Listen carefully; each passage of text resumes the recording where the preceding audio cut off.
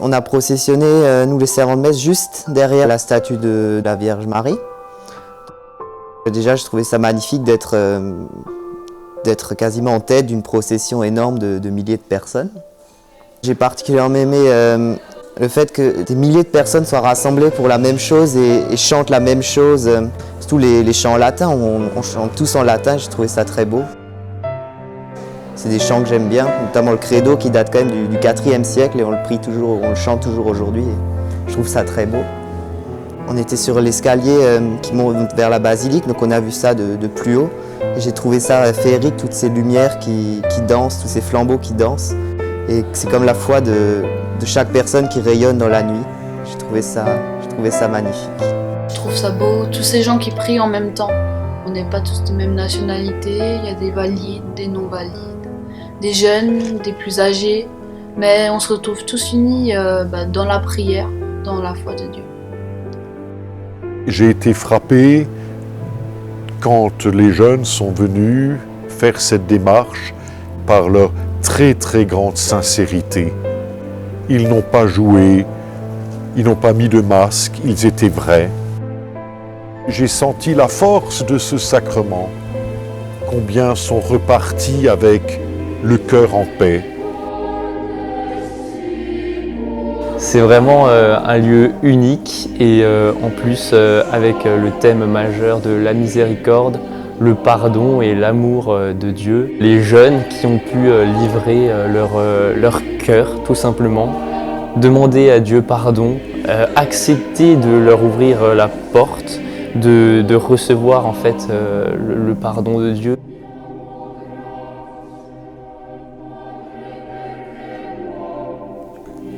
On a eu la chance de remercier le Seigneur pour tous les moments où il a été présent pour nous en écrivant des intentions de prière sur des petits poissons.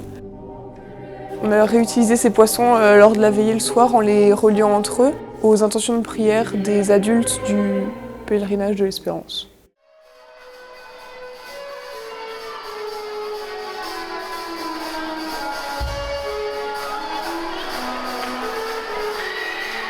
En plein cœur du PV, il y a les jeunes, et puis il y a leur rencontre avec le Christ.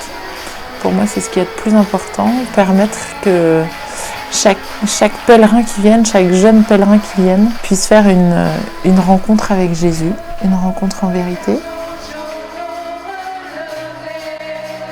C'est la joie qui est exprimée par tous les jeunes. Chaque année, ça se fait avec une grande bienveillance, avec beaucoup de simplicité. Il y a une grande joie à être ensemble, à fêter, à louer, à partager la fête qui me touche beaucoup et qui pour moi est un vrai signe de la présence de Jésus.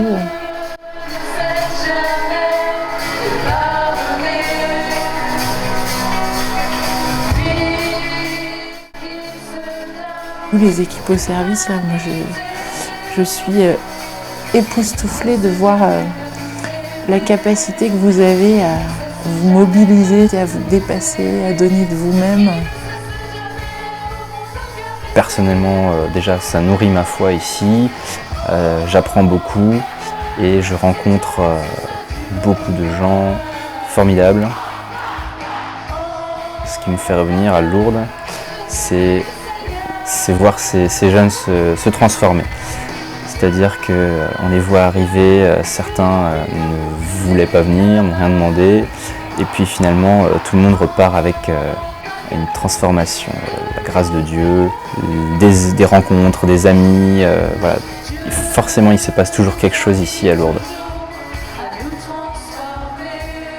Et mon équipe en particulier avec qui je vis des moments formidables et de les voir vivre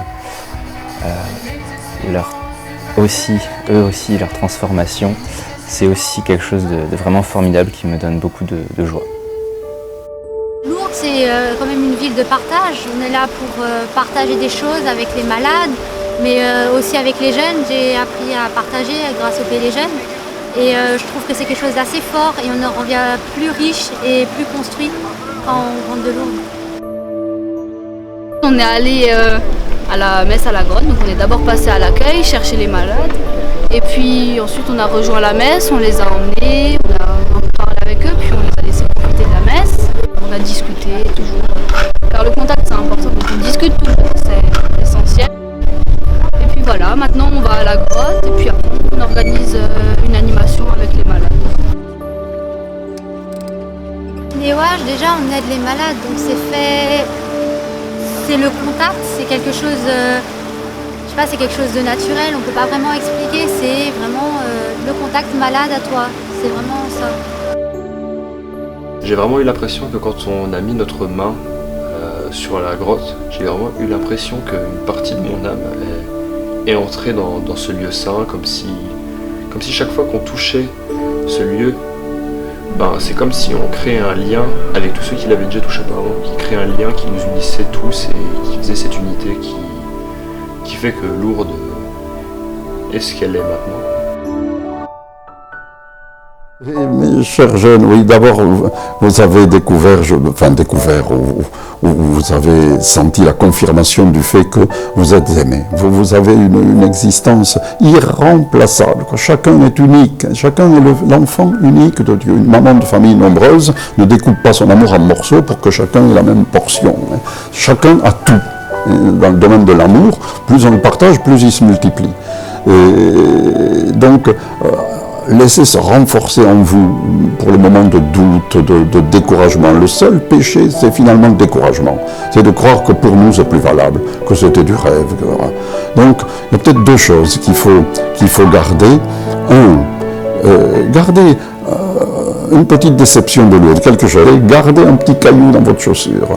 Et ne pensez pas que Lourdes, c'était le ciel. Et il faut qu'il y ait eu, il a quand même plu, on a mal mangé à tel moment, on était fatigué, on se disputait. Voilà. Parce que idéaliser Lourdes, c'est déjà le transformer un peu de manière fantomatique. Et le Seigneur ne veut pas que nous faire rencontrer des fantômes, mais il veut nous faire vivre des expériences vraies, sur terre, où il y a des cailloux, où il y a des ronces.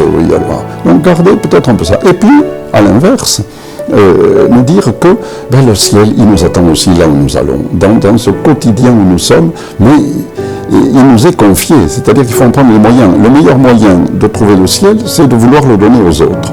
C'est de ne pas s'enfermer tout seul. C'est de chercher à tout prix, cette petite chapelle, cette petite cellule, ce petit groupe, cette petite fraternité qui va nous permettre de garder la grâce de la rencontre. Au fond, ce qui vous est confié, c'est la rencontre de Marie et de Bernadette. C'est cette même rencontre que nous avons à vivre tous les jours. Elle vous est confiée, vous êtes jeune, et vous devez laisser l'Esprit du Seigneur la réinventer sans cesse à travers vous.